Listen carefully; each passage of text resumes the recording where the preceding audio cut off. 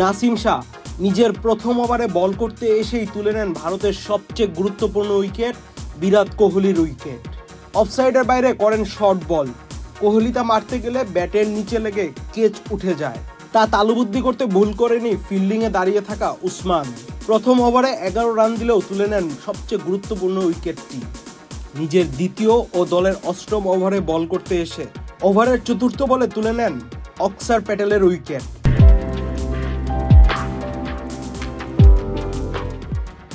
অক্সার down the উইকেটে এসে নাসিম শাহর বলটি খেলতে গেলে ব্যাটে লাগাতে ব্যর্থ হয়, ফলাফল বোল্ড আউট। এই ওভারে নাসিম শাহ রান দেন মাত্র 5, তুলে নেন আরও একটি উইকেট। দলের 14তম ও নিজের তৃতীয় ওভারে তুলে নেন আরও একটি গুরুত্বপূর্ণ উইকেট, আউট করেন শিবম দুবেকে।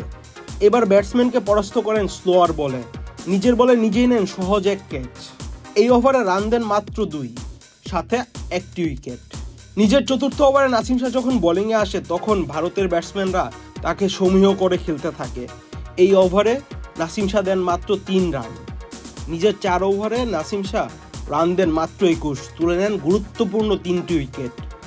ভারতের সাথে নাসিম শাহর এই বোলিং নিঃসন্দেহে বলা যেতেই পারে এটি তার টি-20 ক্যারিয়ারের সেরা bowling. Ahmed Shafi, channel I.